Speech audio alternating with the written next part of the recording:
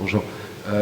Donc je me présente, Yves Zaparochat, je suis professeur des écoles à Noisy-le-Grand en Seine-Saint-Denis. Et donc Sabine m'a demandé d'intervenir sur le rapport aux autres modelé par les écrans. Donc ça sera juste un prisme, hein, parce qu'on a vu l'ensemble des champs sur lesquels interviennent les écrans. Là, ça sera juste le prisme des relations sociales entre les enfants sur une classe d'âge bien déterminée, hein, qui est celle de la classe d'âge élémentaire, donc grosso modo les 5-10 ans. Donc c'est pas, ce que je veux dire par là, c'est que ça ne va pas être exhaustif de l'ensemble des constats que l'ensemble des professionnels représentés pourraient faire sur la question des écrans. Avant de commencer, je voudrais remercier à nouveau Sabine de cette initiative, car chacun ou chacune d'entre nous, dans son champ professionnel, on le voit bien, se pose beaucoup de questions, perçoit beaucoup de choses. Et l'ensemble des réponses ne peuvent venir d'un seul champ professionnel, d'un seul corps de métier. Et je crois que cette initiative de réunir tous ces professionnels de l'enfance et de la petite enfance montre le défi qui est le nôtre, le défi qui nous est lancé. Je ferai juste référence à un film que certains connaissent sûrement, qui s'appelle Lord of War, qui est un magnifique film dans lequel joue Nicolas Cage, qui joue le rôle d'un trafiquant d'armes. Et les premières images du film, c'est il y a dans le monde 4 milliards d'habitants, 2 milliards d'armes en circulation.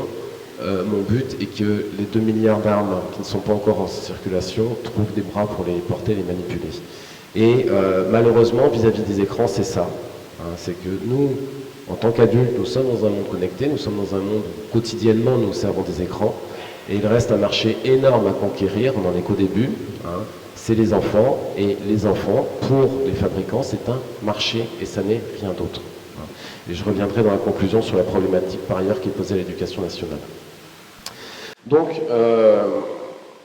sur la question de l'incidence des écrans chez les enfants, dans le développement des enfants, je vais juste témoigner. Je vais juste témoigner de ce qu'on constate dans nos cours d'école. La violence a toujours existé à l'école. La violence a toujours existé. La violence existe chez les enfants. La confrontation est un élément indispensable de la constitution de l'être social. Il faut passer par ça. Il faut passer par la confrontation pour apprendre la frustration, pour connaître sa place dans un groupe, pour développer l'empathie, la bienveillance vis-à-vis des autres, donc maîtriser ses propres émotions. Donc l'école est un lieu de confrontation. Et des fois, cette confrontation déborde sur effectivement des oppositions, et des oppositions physiques et des oppositions violentes. Le grand classique, qu'on constate toutes et tous, c'est quand des enfants se mettent à jouer, puis d'un seul coup ça part en sucette, et puis là où effectivement ils avaient transformé leur épée en sabre laser de Dark Vador, et ben le sabre laser tu me l'as foutu dans l'œil, donc je t'en colle une derrière et ça part. Sauf que là ça part. Et là vous avez une chaîne causale qu'on va réussir à reconstituer. C'est-à-dire qu'on va pouvoir prendre l'enfant, attendre quand même quelques minutes qu'il s'apaise, mais ensuite reconstituer les éléments et les replacer dans un cadre social classique d'interaction sociale avec le moment, l'instant T où ça a dérapé parce que je n'ai pas su me maîtriser, parce qu'il m'a fait mal, donc j'ai répondu, etc. Mais bon, rien de plus naturel, rien de plus naturel. Sauf que, voilà, ces jeux-là sont des jeux ritualisés. On joue à. Tiens, on va jouer à Dark Vador, ok, je prends mon sabre. La ritualisation existe du jeu. Les conditions d'exercice du jeu sont précisées, sont énoncées. Et le jeu se déroule avec, parfois, je le disais, donc des incidents. Et apparaissent, depuis quelques temps, des nouvelles situations inexpliquées, inexplicables, d'enfants qui sont dans la cour, qui jouent pas à Dark Vador, qui jouent même pas d'ailleurs. La plupart du temps, c'est des gamins qui sont seuls dans leur coin, et qui, d'un seul coup, vont sauter au sens propre sur notre personne et vont la massacrer. vont la massacrer, c'est-à-dire que vous n'aurez même pas de graduation dans l'échelle des coups. Tu m'as griffé, je te tire les cheveux, je te mets une claque, je te mets un coup de poing, je te mets un coup de pied. Bon, on arrive à reconstituer. Non, c'est je te saute dessus et je te massacre. Et donc là, ça interpelle. Là, ça interpelle fortement parce que une telle explosivité de violence, sans élément déclencheur, d'où vient-elle? Premier point. Deuxième point, le profil des victimes. C'est-à-dire que c'est pas le petit Jérémy qui nous casse les pieds, qui respecte rien, qui emmerde tout le monde à chaque récréation, qu'il faut surveiller sans cesse, ça va être X ou Y qui est dans son coin, qui d'un seul coup va sauter sur quelqu'un d'autre. Donc pas forcément un enfant qui appartient au collège, bien connu dans chaque établissement, de ceux qu'on nomme les enfants perturbateurs. Ce ne sera pas, d'ailleurs, la plupart du temps, ce ne sont pas des enfants perturbateurs, en dehors de ça. Donc, en plus, les victimes, donc je disais les victimes, c'est-à-dire que ce ne sont pas les deux petits caïds de la cour de récréation qui ne sont pas d'accord sur le partage des billes ou des cartes Pokémon, hein, grand classique, mais la victime peut être n'importe qui. N'importe qui de très exposé, c'est-à-dire un grand qui ira frapper un plus petit, un grand qui ira frapper un camarade de classe, et le plus souvent, c'est que la victime et l'agresseur, eh ben, sont les meilleurs amis du monde. Et quand on va voir l'agresseur et qu'on dit « Pourquoi tu as fait ça ?», on a droit à « Je sais pas ». Et puis malheureusement, je sais pas, ça fait rire, mais on revient sur ce qui était dit sur la verbalisation. C'est-à-dire une incapacité complète. Je reviens sur ce que je disais précédemment sur gestion traditionnelle d'un conflit. On sépare les enfants, on reconstitue, on trouve le moment où ça a dérapé. Là, l'incapacité à verbaliser, parce que l'incapacité à énoncer son acte, parce que l'incapacité au moment où l'enfant a terminé son acte, à se reconnaître dans l'agresseur qui était là quelques secondes avant.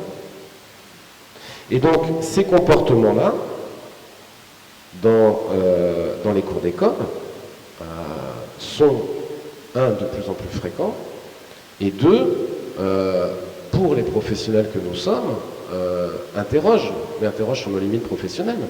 Parce que malheureusement, on n'est plus dans le champ de l'enseignant qui éduque aussi l'enfant sur un certain nombre de comportements sociaux, hein, qui développe, donc je reviens sur l'empathie, qui est là aussi pour développer l'empathie, hein, placer l'enfant dans un collectif, verbaliser, donner du sens à sa capacité à faire attention aux autres, à être prévenant, mais on est sur un trouble, un échec de l'adulte, parce que nous ne sommes plus sur le versant éducatif, hein, de la construction de l'être social.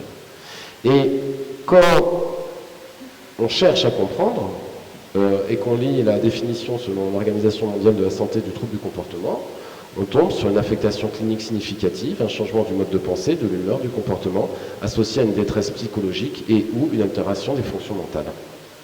Et là, le problème, c'est que, alors j'ai employé un terme qui n'est pas dans mon champ professionnel, mais on a tous pas forcément le bon vocabulaire à bon escient, sauf que on a des situations de psychose, c'est-à-dire de fragmentation de la pensée, d'altération de la pensée. Hein. Et cet enfant-là, enfin un enfant qui avait ritualisé sa transformation en Dark Vador, donc dans le rituel, il y a aussi une entrée, il y a une sortie. Donc il y a un début, il y a une fin. Il y a, je me drape, je retire ma cape et je redeviens l'enfant de CM2 qui va se ranger parce que la récréation est terminée. Cet enfant-là est incapable de savoir ce qui a déclenché l'agression, l'agressivité, est incapable de la justifier et est incapable d'empathie vis-à-vis de la victime. Troisième élément, le plus dramatique.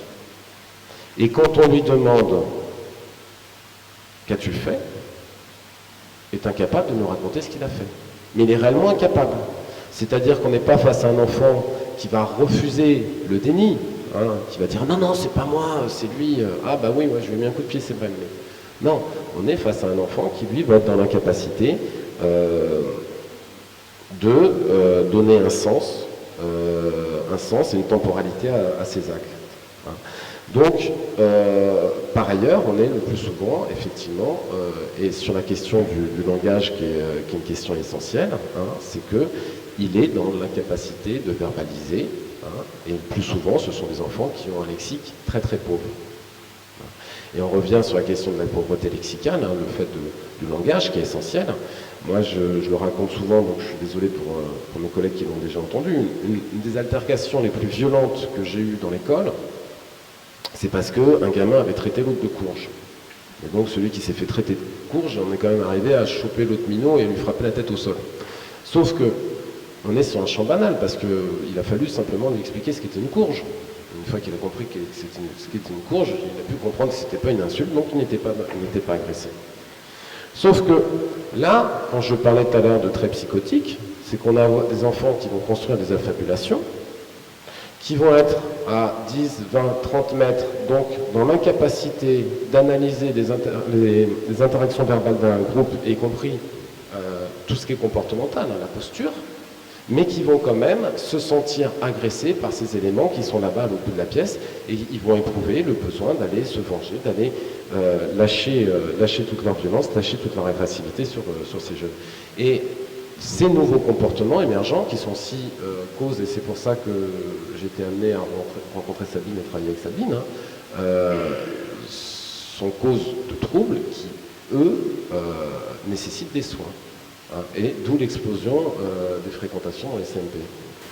Juste comme ça, pour t'interrompre, et c'est totalement illusoire de croire que le CMP ou le psy va pouvoir résoudre ce problème. Hein. C'est-à-dire, c'est bien ça, c'est qu'il y a déjà une tentative de soins qui est apportée par exemple, l'enseignant. J'essaye de comprendre pourquoi l'enfant a fait ça. Hein, et donc il dit, pourquoi tu as fait ça? Je ne sais pas. Et c'est qui lui? Qu'est-ce qui t'a fait de mal? Mais rien, c'est mon copain. C'est mon copain. Mais alors si c'est ton copain, pourquoi tu l'as détruit comme ça? Je ne sais pas. C'est-à-dire qu'on a affaire aujourd'hui à des enfants qui, dans des scénarios de violence, sont comme traversés par des flashs de scénarios qui mettent en acte brutalement, et puis après ça retombe, et ils savent même pas, ils ne savent pas pourquoi ils ont fait ça. Et là où je ne suis pas forcément d'accord avec toi, enfin, c'est que ça arrive à des enfants qui ont une certaine pauvreté de langage, mais ça arrive aussi à des enfants qui ont un langage parfaitement développé. Moi, au sein du CMP, il y a une consultation pour enfants à haut potentiel intellectuel. Ce sont des enfants qui parlent très bien, qui comprennent bien. Eh bien, ce sont loin de là, c'est souvent, enfin moi j'ai trouvé beaucoup parmi ces enfants-là, des enfants comme ça qui pouvaient passer à l'acte de manière ultra violente. Et juste pour terminer, une des seules manières que j'ai trouvé de pouvoir toucher l'enfant, c'est-à-dire qu'il arrive à se réapproprier cet acte qu'il a fait, c'est qu'il reconnaisse qu'il a eu du plaisir et de la jouissance dans la destruction de l'autre. Ça t'a fait plaisir. Si tu l'as fait, c'est que tu as eu du plaisir.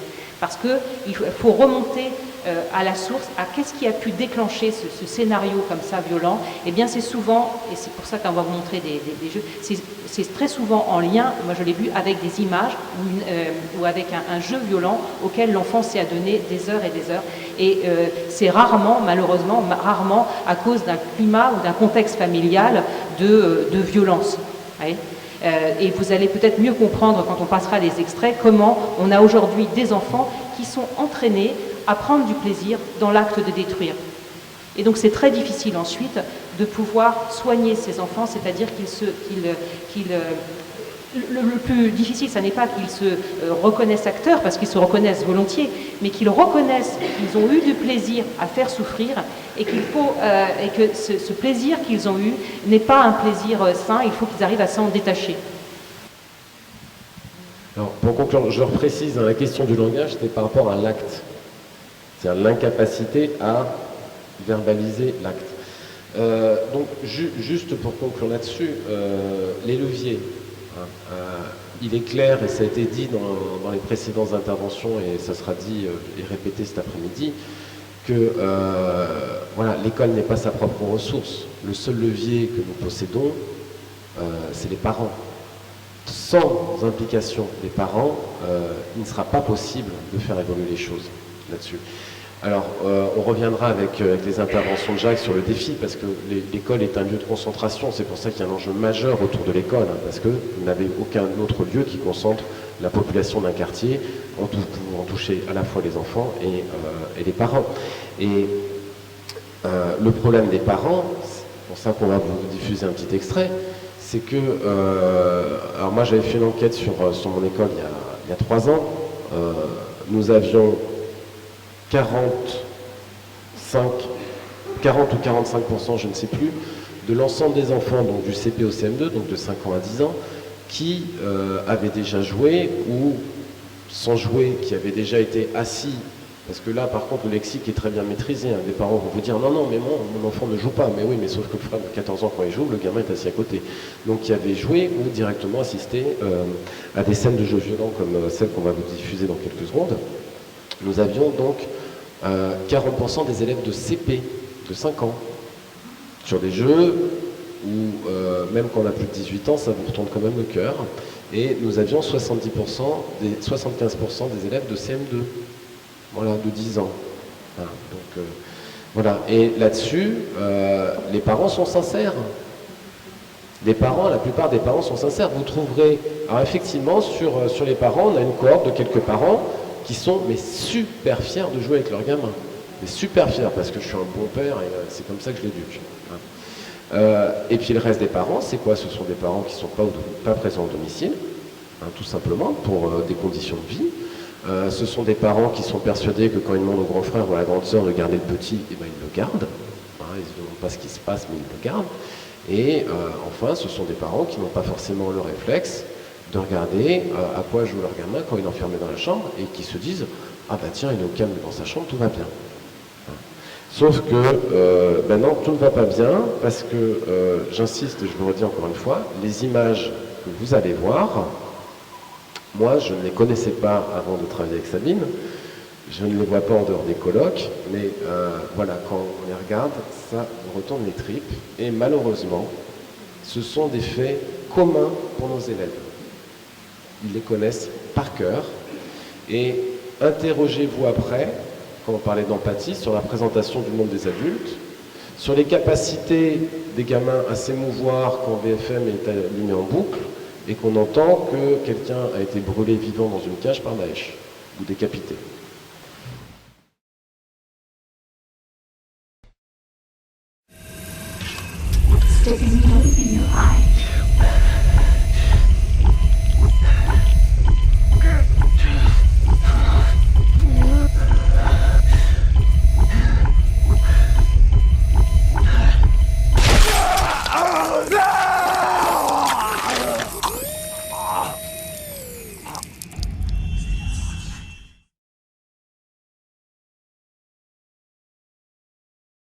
Bowman. I'm tired. I just want to end You this. don't mean that, Bowman! Fuck you, Charlie. Bowman, don't! You dead American! Последний шанс. Играй или умирай. You don't scare me. Communist piece of shit. Bowman! Bowman! You fucking son of a bitch! Next. We have full power. You ready? Ready. I'll take her up above the canopy, then hand over the stick. Clear. I'll call targets as I see them. All enemy targets are valid. Understand? We have coordinates of Kravchenko's compound. We follow the river all the way. Got it. Give me the stick. You're a bird. Keep your eyes on the dirt. I don't want you shot in the balls. Snap hands in the river. Looks like a 50 cal on the bridge up ahead as well. Break that bridge out. Nice work.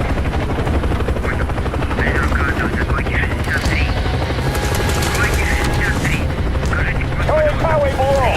See that fuel tank up ahead? 50 cal in front. And an army CSU. Two rockets. Area clear. Continue along the river.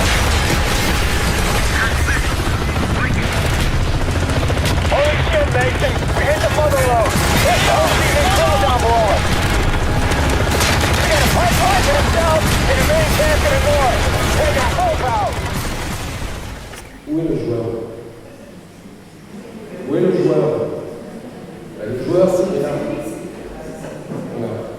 joueur est là. Ça veut dire que vous êtes dans des jeux où vous êtes... Il n'y a pas, par rapport à ce qu'on disait tout à l'heure sur les éléments d'identification et donc de distanciation, vous n'êtes même pas dans un élément où il y a à pénétrer dans le jeu et dans lequel vous seriez représenté par un personnage que vous pourriez visionner. Parce que vous êtes le joueur. Hein, ça s'appelle comment? À chaque fois je ne sais jamais. Les FPS, First Person Shooter. Hein, c'est moi qui tiens le pistolet. C'est ce qu'on entendait tout à l'heure dans l'intervention de Laurent Beck sur la fin de son intervention par rapport aux performances. Je tiens le pistolet, donc je n'ai aucune distanciation, je suis directement cette personne. Et donc, on va vous montrer un autre petit extrait. Ouais, l'extrait, alors c'est Call of Duty, et là c'est GTA, c'est un joueur qui se filme en train de jouer, ça se fait... Oui, donc là c'était, on a vu un extrait de Call of Duty, là on va voir un extrait GTA, c'est un joueur qui est en train de se filmer, en train de jouer, c'est très courant, et je voulais qu'on passe cet extrait-là parce que là c'était un monde uniquement d'hommes, là vous allez voir apparaître quelques femmes, et vous allez voir la place qu'il leur est réservée. C'est les petits randonneurs là. Salut randonneur du dimanche. Boum. Il a fait tomber ses lunettes. Tiens, un coup de pied. Ah, tu veux te battre toi? Oh, j'aurais pas aimé. Oh mais... Tiens, tout explose. Je crois qu'on va se quitter après cette mort là. Sinon on va dépasser notre temps. Qu'est-ce qu'on prend? Ah tiens, j'adore ce fusil à pompe là. Fire. Pou, pou, pou, pou. It's you, baby.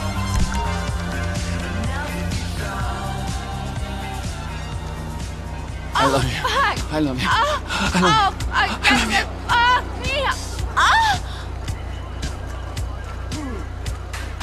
Oh, who's your creepy? D'amis pour la prochaine fois, voilà. Mais si vous voulez récupérer votre argent, il y a un moyen très simple d'avoir des coups gratuits. Et oui, Kelly Mehdi vous donne la solution, c'est de la tuer tout simplement. Donc c'est parti. Allez. Excuse-moi, j'ai bien aimé ton service, mais tu restes qu'une pute. Donc on va te massacrer. Voilà, donc on va récupérer notre argent. Voilà, ni vu ni connu, vu qu'on est sur un endroit isolé. C'est pour ça que être pute, c'est pas facile dans la vie. Voilà. Donc, voilà, on a récupéré notre... Voilà, vous pouvez également changer la caméra, divers points de vue. Et vous pouvez continuer à toucher tant que le videur il est pas là. Si le videur vous surprend en train de la toucher une deuxième fois, bah vous faites gicler du club de striptease. Et ça serait dommage, surtout si vous gagnez beaucoup en attirance sur Saphir. Plus qu'un petit peu. On commence à plotter. C'est parti. Et voilà.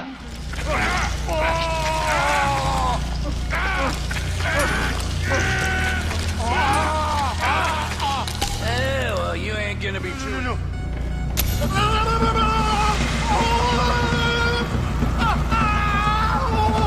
We need him moderately coherent. I hope you're not a steer. No, you look so peaceful sleeping there. I don't want to wake him. Here goes.